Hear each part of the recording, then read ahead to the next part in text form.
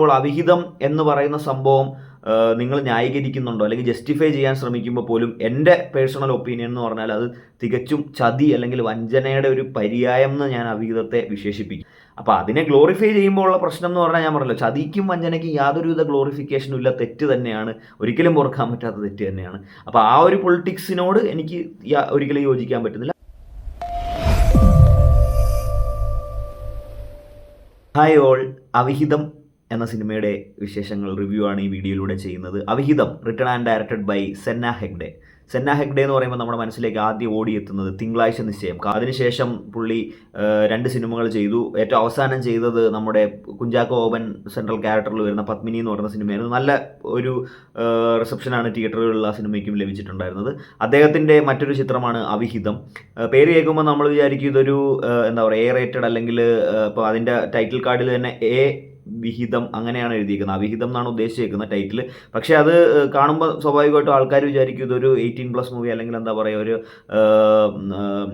A rated മൂവിയാണെന്ന്. ഒരിക്കലും അല്ല. ഇത് U13+ ഏജ് ആയിട്ടുള്ള ആൾക്കാർക്ക് സ്യൂട്ടബിൾ ആയിട്ടുള്ള ഒരു സിമ്പിൾ ഫാമിലി ഫിലിമാണ്. ആൻഡ് സ്ട്രൈറ്റ് അവേ സിമ്പിൾ വേർഡ്സിൽ പറഞ്ഞാൽ മികച്ചൊരു സിനിമയായിരുന്നു, മികച്ചൊരു തിയേറ്റർ എക്സ്പീരിയൻസ് ആയിരുന്നു. കാരണം ഒരു ചെറിയ കഥ, ഈ സിനിമയുടെ ഡ്യൂറേഷൻ എന്ന് പറഞ്ഞു കഴിഞ്ഞാൽ 1 മണിക്കൂർ 43 മിനിറ്റേ ഉള്ളൂ.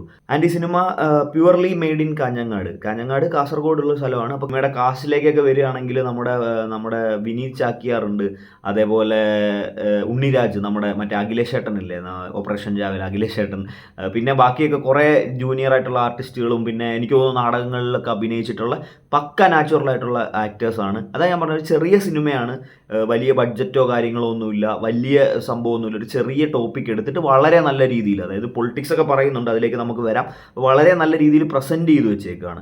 അപ്പോൾ first and foremost credit goes to director plus script writer അല്ലെങ്കിൽ സ്ക്രീൻ പ്ലേ എഴുതിയിട്ടുള്ള നമ്മുടെ സെന്ന ഹെഗ്ഡെ ആണ്. ആൻഡ് അടുത്ത ഇപ്പം ഒരുപക്ഷെ തിരക്കഥയോടൊപ്പം അല്ലെങ്കിൽ ഡയറക്ഷനോടൊപ്പം നമ്മൾ എടുത്തു പറയേണ്ടത് ഈ സിനിമയുടെ മ്യൂസിക് വർക്കാണ്. ഇതിൻ്റെ ബാക്ക്ഗ്രൗണ്ട് സ്കോർ ചെയ്തിട്ടുള്ള അല്ലെങ്കിൽ മ്യൂസിക് ചെയ്തിട്ടുള്ള ആളാണ് ഇരാഗ് സജിയാണ്. പുള്ളി ചുരുളി ഒക്കെ നമുക്ക് മ്യൂസിക് ഡയറക്ഷൻ ചെയ്തിട്ടുള്ള ആളാണ്. പുള്ളി അടിപൊളിയായിട്ട് ഒരു ഇൻറ്റൻസ് ആയിട്ടുള്ള മ്യൂസിക് കൊടുക്കേണ്ടടുത്ത് ഇൻറ്റൻസ് മ്യൂസിക്, അതായത് നാട്ടുമ്പുറത്ത് നടക്കുന്ന ഒരു അവിഹിതം വിഷയമാക്കിയിട്ടുള്ള ഒരു ചെറിയ ടോപ്പിക് അല്ലെങ്കിൽ ചെറിയൊരു പ്രമേയമാണ് അവതരിപ്പിച്ചിരിക്കുന്നത്. പക്ഷേ ആ ഒരു പ്രമേയമാണെങ്കിൽ പോലും അതിനെ എടുത്തു നിർത്തുന്നതിൻ്റെ മ്യൂസിക് വർക്കാണ്. ഇപ്പം എസ്പെഷ്യലി നമ്മുടെ നാട്ടുമ്പുറങ്ങളിൽ പണ്ട് രാത്രി കാലങ്ങളിൽ, പണ്ടും നല്ല ഇപ്പോഴും തുടർന്നു വരുന്നൊരു കാര്യം എന്ന് പറഞ്ഞാൽ സീരിയൽ കാണും. അപ്പോൾ സീരിയലിൻ്റെ ശബ്ദം, സീരിയലിൻ്റെ പാട്ട് കേൾപ്പിക്കുന്നത്, അത് പാടത്തൂടി പോകുന്ന ആൾക്കാർ കേൾക്കുന്ന രീതിയിൽ സെറ്റ് ചെയ്തേക്കുന്നു. അതേപോലെ ഈ ചെറിയ ടൈലർ ഷോപ്പ് ഉണ്ട് ഇതിൻ്റെ അകത്ത്, നമ്മുടെ ഈ ഉണ്ണി രാജൻ ഒരു ടൈലർ ഷോപ്പാണ്. അപ്പോൾ ആ ടൈലർ ഷോപ്പിൽ ഒരു റേഡിയോയിൽ പ്ലേ ചെയ്യുന്ന മ്യൂസിക് ആയിക്കോട്ടെ, അതെല്ലാം കേൾക്കാൻ നല്ലൊരു രസമുണ്ട്. പിന്നെ അതേപോലെ മ്യൂസിക് ഓരോ സിറ്റുവേഷൻസിനും കൊടുത്തേക്കുന്നത്. അപ്പോൾ ഇതിൽ ഒരുപാട് നൈറ്റ് ഷോട്ട്സ് എടുത്തിട്ടുണ്ട്, വളരെ നല്ല രീതിയിൽ ക്യാപ്ചർ ചെയ്ത് വെച്ചിട്ടുണ്ട്. അപ്പോൾ ഈ നൈറ്റ് ഷോട്ട്സ്, ഗ്രാമത്തിലുള്ള നൈറ്റ് ഷോട്ട്സ് ഒക്കെ എടുക്കുമ്പോൾ വരുന്ന മ്യൂസിക്കൊക്കെ അടിപൊളിയായിട്ടുണ്ട്, നല്ല സൂത്തനിങ് ആണ്, നല്ല രീതിയിൽ ഒരു ഒഴുക്കിനങ്ങോട്ട് പോകുന്നുണ്ട്. ഇതൊരു ശരിക്കും പറഞ്ഞാൽ ഒരു ഷോർട്ട് ഫിലിമിനുള്ള കഥയാണ്. ബേസിക്കലി ഒരു അരമണിക്കൂർ കൊണ്ട് തീർക്കാം. പക്ഷേ ഈ 1.25 മണിക്കൂർ കൊണ്ട് പുള്ളി യാതൊരുവിധ ബോറടി ഇല്ലാതെ നല്ല രീതിയിൽ ചെയ്തു വെച്ചിട്ടുണ്ട്. അങ്ങനെയുള്ളൊരു സംഭവമുണ്ട്. പിന്നെ ഇതിൽ നമ്മൾ ഡെപ്തിലേക്ക് പോകുമ്പോൾ ഇതിൽ ഉദ്ദേശിക്കുന്നത് എന്താണെന്ന് വെച്ചാൽ, ഒരു ആള് ഇത് കണക്ക് സിനിമ തുടങ്ങുമ്പോൾ തന്നെ നല്ലൊരു വെള്ളമടി സീൻ, അതായത് വെള്ളം അടിക്കുന്നതായിട്ടോ അല്ലെങ്കിൽ ക്യാരക്ടേഴ്സിനൊന്നും കാണിക്കുന്നില്ല, പക്ഷേ മ്യൂസിക്കിലൂടെ അല്ലെങ്കിൽ ബാക്ക്ഗ്രൗണ്ട് സൗണ്ടിലൂടെ അത് നമ്മളിലേക്ക് കൺവേ ചെയ്യുകയാണ്. പിന്നെ ഈ സിനിമയുടെ അടുത്ത പോസിറ്റീവ് എന്ന് പറഞ്ഞാൽ ഒരുപാട് സിറ്റുവേഷണൽ കോമഡീസ് ഉണ്ട്. അതായത് ഈ കാസർഗോഡ് സ്ലാങ്ങിൽ, നമ്മൾ ഈ കാഞ്ഞങ്ങാട് സ്ലാങ്ങിൽ, നമുക്കറിയാം തിങ്കളാഴ്ച നിശ്ചയത്തിലൊക്കെ നമ്മൾ കേട്ട് പരിചയമുള്ള സ്ലാങ് ആണ്.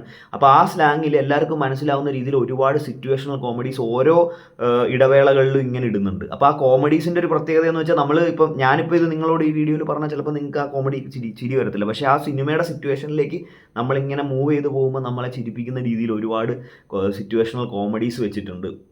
പിന്നെ ടുവേർഡ്സ് ദി എൻഡ് ഇതിലേക്ക് വരുമ്പോൾ സെന്ന ഹെഗ്ഡെ ഒരു പൊളിറ്റിക്സ് ആണ് പറയുന്നത്. അപ്പോൾ ആ പൊളിറ്റിക്സിനെ പറ്റി പറയുകയാണെങ്കിൽ വ്യക്തിപരമായിട്ട് ടു ബി ഓണസ്റ്റ് എനിക്ക് അതിനോട് 100% യോജിക്കാൻ പറ്റില്ല, അല്ലെങ്കിൽ up to a great extent എനിക്ക് ആ ഒരു ക്ലൈമാക്സിൽ പറയുന്ന പൊളിറ്റിക്സിനോട് യോജിക്കാൻ ബുദ്ധിമുട്ടുണ്ട്. ഇപ്പം നമ്മൾ അവിഹിതം എന്ന് പറഞ്ഞൊരു ടോപ്പിക് എടുത്താലും മലയാളികൾക്കിടയിൽ ഏറ്റവും കൂടുതൽ ഇപ്പം ചർച്ച ചെയ്യപ്പെടുന്ന വിഷയങ്ങളിൽ ഒന്നായിട്ടുള്ള അവിഹിതമാണ് ഇതിൽ പ്രമേയമായിട്ട് വരുന്നത്. അപ്പോൾ അത്തരം ഒരു പ്രമേയത്തിലേക്ക് വരുമ്പോൾ അവിഹിതം എന്ന് പറയുന്ന സംഭവം നിങ്ങൾ ന്യായീകരിക്കുന്നുണ്ടോ അല്ലെങ്കിൽ ജസ്റ്റിഫൈ ചെയ്യാൻ ശ്രമിക്കുമ്പോൾ പോലും എൻ്റെ പേഴ്സണൽ ഒപ്പീനിയൻ എന്ന് പറഞ്ഞാൽ അത് തികച്ചും ചതി അല്ലെങ്കിൽ വഞ്ചനയുടെ ഒരു പര്യായം എന്ന് ഞാൻ അവിഹിതത്തെ വിശേഷിപ്പിക്കും. കാരണം ഇപ്പോൾ ഒരു ദമ്പതികൾക്ക് അല്ലെങ്കിൽ ഒരാൾക്ക് അയാളുടെ ഭാര്യയായിട്ട് അല്ലെങ്കിൽ തിരിച്ച് ആ ഭാര്യയ്ക്ക് അയാളുടെ ഭർത്താവുമായിട്ട് ജീവിച്ചു പോകാൻ പറ്റുന്നില്ലെങ്കിൽ ഇന്നത്തെ ഒരു സാഹചര്യത്തിൽ, അതും സമ്പൂർണ്ണ സാക്ഷരത കൈവരിച്ച കേരളം പോലൊരു സംസ്ഥാനത്തൊക്കെ ആയാൽ പോലും ഇന്നത്തെ സാഹചര്യത്തിൽ അങ്ങനെ ഒരു ബുദ്ധിമുട്ട്, അതിപ്പോൾ എന്ത് കാര്യമായിക്കോട്ടെ, അതിപ്പം ഈ പറഞ്ഞ മാനസിക പ്രശ്നങ്ങളോ പേഴ്സണൽ പ്രശ്നങ്ങളോ അല്ലെങ്കിൽ ലൈംഗികമായ പ്രശ്നങ്ങളോ അങ്ങനെ എന്ത് കാരണങ്ങളാണെങ്കിൽ കൂടിയും അത് പരസ്പരം മനസ്സിലാക്കി നമുക്ക് ഒത്തുപോകാൻ പറ്റില്ല എന്ന് പറഞ്ഞിട്ട് ഡൈവോഴ്സുകൾ ഒരുപാട് നടക്കുന്നൊരു സംസ്ഥാനമായിരിക്കെ കൂടിയും അതിനപ്പുറം നിന്നുകൊണ്ട് സ്വന്തം ഭർത്താവിനെയോ അല്ലെങ്കിൽ സ്വന്തം ഭാര്യയെ വഞ്ചിച്ചുകൊണ്ട് മറ്റൊരു ബന്ധത്തിലേക്ക് പോകുന്നതിനെ നമുക്ക് യാതൊരു രീതിയിലും ഗ്ലോറിഫൈ ചെയ്യാൻ പറ്റില്ല. അത് ശരിക്കും തെറ്റ് തന്നെയാണ്. പക്ഷെ അത് തെറ്റല്ല എന്ന് പറയുന്ന വിഭാഗവും ഉണ്ട്. പക്ഷെ എൻ്റെ പേഴ്സണൽ ഒപ്പീനിയൻ എന്ന് പറഞ്ഞാൽ അത് ഞാൻ തെറ്റായിട്ട് കാണുന്നു. അതായത് എന്തെങ്കിലും ഇഷ്യൂസ് ഉണ്ടെങ്കിൽ പറഞ്ഞ് തീർത്ത് നിയമപരമായോ അല്ലെങ്കിൽ കുടുംബങ്ങൾ തമ്മിൽ സംസാരിച്ചോ അത് പോവുക. പിന്നീട് അതൊരു ആത്മഹത്യയിലേക്ക് പോകുന്നതും തെറ്റാണ്. അത് വേറൊരു ബന്ധത്തിലേക്ക് പോയിട്ട്, കാരണം നമ്മൾ ആലോചിക്കേണ്ടത് ഇപ്പോൾ ഈ ഒരു ദമ്പതികൾക്ക് ഒരു കുട്ടി ഉണ്ടെങ്കിൽ ആ കുട്ടിയുടെ ജീവിതമാണ് ഇവിടെ ഡിസ്റ്റർബ് ആവുന്നത്. അപ്പോൾ അങ്ങനെ ഒരു സാഹചര്യത്തിൽ സ്വാഭാവികമായിട്ടും പറഞ്ഞ് തീർത്ത് പോകാവുന്ന കേസുകളാണെങ്കിൽ അങ്ങനെ, അല്ലെങ്കിൽ നിയമപരമായി പോകാൻ അങ്ങനെയൊക്കെ അവസരങ്ങളുള്ള കാലത്തും ഇപ്പോൾ സോഷ്യൽ മീഡിയ കണക്കുള്ള ഒരുപാട് പ്ലാറ്റ്ഫോമുകളിൽ പല രീതിയിലുള്ള അഡ്വൈസുകളും കാര്യങ്ങളും നടക്കുന്നതിലൂടെ പല അറിവുകളും പെൺകുട്ടികൾക്കോ ആൺകുട്ടികൾക്കോ ഒരേപോലെ ഉള്ള ഈ ഒരു സാഹചര്യത്തിൽ അല്ലെങ്കിൽ ഈ ഒരു കാലത്ത് അവിഹിതത്തിലേക്ക് പോകാതെ ഇങ്ങനെ മാന്യമായ രീതിയിൽ അതൊരു ആ റിലേഷൻ ഒരു അന്ത്യം ഉണ്ടാക്കിയിട്ട് മറ്റൊരു ജീവിതം തുടങ്ങുന്നതുകൊണ്ട് യാതൊരുവിധ തെറ്റുമില്ല. അപ്പോൾ അതിനെ ഗ്ലോറിഫൈ ചെയ്യുമ്പോൾ ഉള്ള പ്രശ്നം എന്ന് പറഞ്ഞാൽ ഞാൻ പറഞ്ഞല്ലോ, ചതിക്കും വഞ്ചനയ്ക്കും യാതൊരുവിധ ഗ്ലോറിഫിക്കേഷനും ഇല്ല, തെറ്റ് തന്നെയാണ്, ഒരിക്കലും പൊറുക്കാൻ പറ്റാത്ത തെറ്റ് തന്നെയാണ്. അപ്പോൾ ആ ഒരു പൊളിറ്റിക്സിനോട് എനിക്ക് ഒരിക്കലും യോജിക്കാൻ പറ്റുന്നില്ല. പക്ഷേ സിനിമ ആസ് എ ഹോൾ നല്ലൊരു എക്സ്പീരിയൻസ് ആയിരുന്നു. തിയേറ്ററിൽ സിനിമ കാണണം, അല്ലെങ്കിൽ ഇപ്പം ഇടവിട്ട് സിനിമകൾ, പല ജേണറിലുള്ള സിനിമകൾ ട്രൈ ചെയ്യണം, കോമഡിയൊക്കെ എക്സ്പീരിയൻസ് ചെയ്യണം എന്നുള്ള ആൾക്കാർക്ക് ഡെഫിനറ്റ്ലി ഇത് ട്രൈ ചെയ്യാവുന്നതാണ്.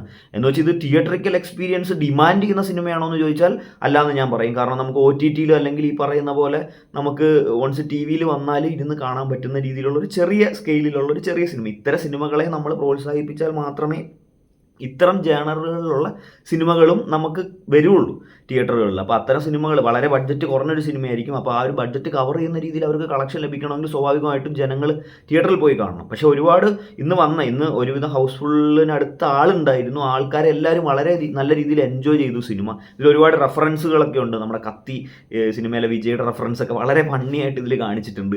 അപ്പോൾ അങ്ങനത്തെ കുറേ സംഭവങ്ങൾ, നർമ്മലഹരികളും നർമ്മ നിമിഷങ്ങളും ഒപ്പം സെൻസിറ്റീവായ ഒരു വിഷയവും ഈ സിനിമ കൈകാര്യം ചെയ്യുന്നുണ്ട്. പിന്നെ എന്താണെന്ന് വെച്ചാൽ നമ്മുടെ നാട്ടുമ്പുറത്ത്, ഇപ്പം ഞാനൊരു നാട്ടുമ്പുറത്ത് ജനിച്ചു വളർന്ന ആളാണ്, നമ്മുടെ നാട്ടുമ്പുറത്ത് കണ്ടുവരുന്നതായിട്ടുള്ള വീടുകൾ അല്ലെങ്കിൽ ആ ഒരു ഇതിൽ കോസ്റ്റ്യൂംസ് അല്ലെങ്കിൽ എന്താ പറയുക മേക്കപ്പ് അങ്ങനത്തെ കാര്യങ്ങളൊന്നും വളരെ മിനിമലാണ്, അല്ലെങ്കിൽ ഇല്ലയെന്ന് തന്നെ പറയാം. അതായത് നാച്ചുറലായിട്ട് രാവിലെ എണീറ്റ് വരുന്നു, അപ്പുറത്തെ വീട്ടിൽ അയൽവക്കമായിട്ട് സംസാരിക്കുന്നു, ഒത്തൊരുമയോടെ ജീവിക്കുന്നു, അവിടെ നടക്കുന്ന പ്രശ്നങ്ങൾ, അവിടെ അതേപോലെ അവിഹിതം എന്നുള്ള വിഷയങ്ങളിലേക്ക് വരുമ്പോൾ മലയാളികളുടെ ഒരു പ്രത്യേക താല്പര്യം, അതിപ്പം ഏത് കാറ്റഗറിയിലുള്ള ആൾക്കാരുകളുടെ നാട്ടിൽ പണിയും കൂലിയൊന്നും ഇല്ലാതിരിക്കുന്നെങ്കിൽ മറ്റുള്ളവൻ്റെ കാര്യത്തിലേക്ക് എത്തി നോക്കി അവിടെ ഒരു കുത്തിത്തിരിപ്പുണ്ടാകുക, അങ്ങനത്തെ കാര്യങ്ങളൊക്കെ ചെയ്യുന്ന ക്യാരക്ടേഴ്സ്.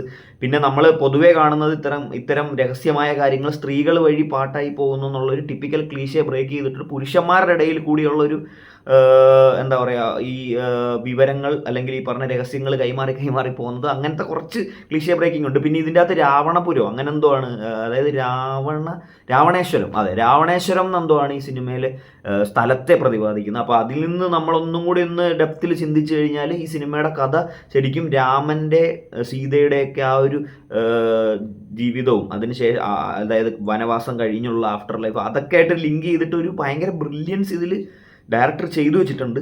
അതാണ് ഞാൻ പറഞ്ഞത്, നമ്മൾ ഡെപ്തിൽ ഇറങ്ങി ചിന്തിക്കുമ്പോൾ ഒരുപാട് കാര്യങ്ങൾ ഇതിൽ നിന്ന് ഔട്ട് എടുക്കാനുണ്ട്. പക്ഷേ സിംപിളി പറഞ്ഞു കഴിഞ്ഞാൽ ഒരു ചെറിയ കുടുംബ സിനിമ, അതേപോലെ അവിഹിതം എന്ന് പറയുന്നൊരു വിഷയം എടുത്ത് ചെറിയ രീതിയിൽ ഒരു ചെറിയ സ്കെയിലിൽ ചെയ്ത് നല്ല രീതിയിൽ എൻഡ് ചെയ്യുന്നു. പക്ഷേ ടുവേർഡ്സ് ദി എൻഡിലേക്ക് വരുമ്പോഴുള്ള പൊളിറ്റിക്സ് എത്രത്തോളം പേർക്ക് അത് അക്സെപ്റ്റ് ചെയ്യാൻ പറ്റും എന്നുള്ളത് ചോദ്യചിഹ്നമായി ഇരിക്കെ പോലും സിനിമയായിട്ട് കണ്ടു കഴിഞ്ഞാൽ it is A good movie.